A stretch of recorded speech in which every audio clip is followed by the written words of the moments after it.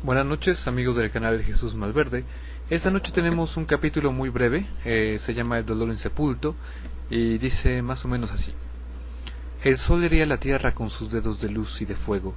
Al sentir el agua fría en el rostro, Jesús tuvo que recobrar la conciencia. Le dolía el mentón donde recibió el primer puñetazo, le dolían las costillas, al menos una estaba rota, pero más le dolía la mirada de tanta luz que le entraba por los ojos, acostumbrados a la tiniebla de la mina. Quiso cubrírselos con la mano, pero no pudo, porque las dos manos estaban atadas a una maciza estaca en mitad del patio de la hacienda. Era tan chico que no alcanzaba a pisar el suelo, porque el aldabón de la estaca, a la que lo habían amarrado, estaba pensada para gente más alta, de modo que los pies le quedaban colgando para hacer más miserable el tormento. Todavía tardó un poco en recuperar el sentido. En ese instante se dio cuenta que el sol también le escocía la espalda desnuda, y comprendió lo que estaba a punto de pasarle. Don Francisco llevaba en su mofletuda cara una sonrisa torcida, casi una mueca de regocijo. Bastó una inclinación de cabeza para que el mayordomo supiera que el reo acababa de despertar y que era el momento de que el azote empezara. El general se las daba de muy ingenioso para aquellas cosas. Incluso, sin saberlo, resucitaba muchas de las antiguas tradiciones de la Inquisición. Esta vez era el cordel.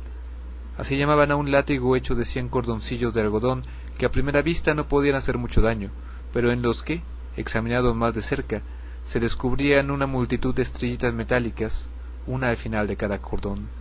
El mayordomo sumergió el látigo en una cubeta que contenía una mezcla de agua, sal y azufre, y dio el primer golpe. Solo don Francisco y los capataces reían.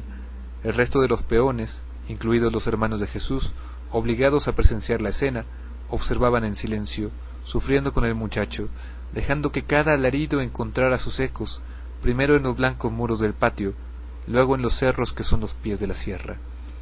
Con los primeros golpes sólo ardían el latigazo y los arañones de las estrellas.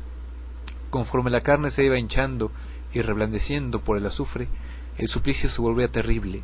Con cada chasquido las estrellitas se enganchaban en la piel blanduzca, arrancando un trocito de su espalda. Para cuando terminó la tortura, el mayordomo estaba bañado en sudor y en la sangre de Jesús, y el muchacho, de nuevo inconsciente, había quedado con el dorso en carne viva. Hay quien dice que se le asomaban la blancura de la espina y las costillas por entre los sangrientos jirones de las heridas. El gobernador se dio por satisfecho y ordenó que lo desataran y lo fueran a tirar a la barranca del Sopilote.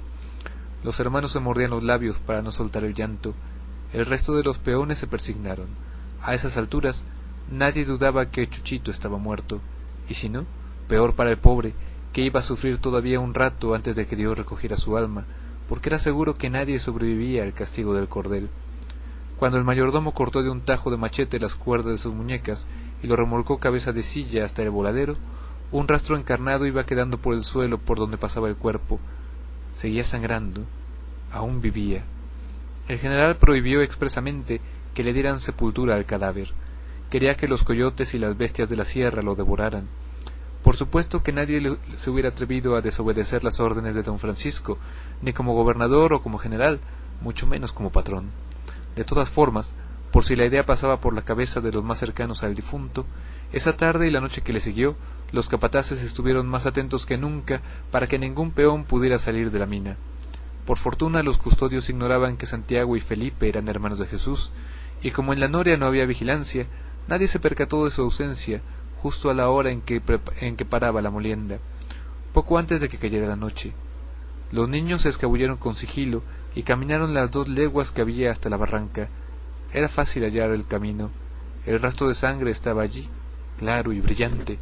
Aunque habían pasado más de 8 horas, la sangre seguía roja, como si la hubieran derramado hace apenas unos minutos. La vereda por donde iba el rastro los llevó hasta un despeñadero. Allí terminaba la pista. Era obvio que el mayordomo había hecho rodar el cuerpo desde la orilla de la barranca. Al cabo Jesús no pesaba mucho, y quizás lo había arrojado para asegurarse que cayera hasta el fondo. La turba de sopilotes que volaban en círculos cada vez más bajos confirmaban esa sospecha. Con la inconsciencia de sus pocos años, Santiago se acercó al incierto borde de la caída, estirándose todo lo que pudo para atisbar la hondonada.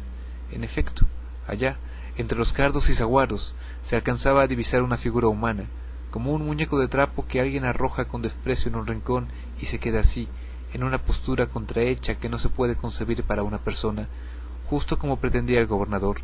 Los opilotes se habían reunido por docenas en torno a los restos de Jesús. Aquí termina el capítulo número 3. Pronto tendré oportunidad de grabar el capítulo número 4 en cuanto tenga un poco de tiempo, pero les comento que esta semana y la siguiente probablemente no haya capítulo porque voy a viajar a Culiacán, me voy a Sinaloa, voy a llevar un libro a la Capilla de Jesús Malverde para pagar una manda que debemos y para repartir algunos libros más entre los amigos, así es que pues estén atentos y nos vemos por allá, nos saludamos y pues un gusto que me sigan escuchando. Nos vemos en la siguiente, hasta pronto, chao.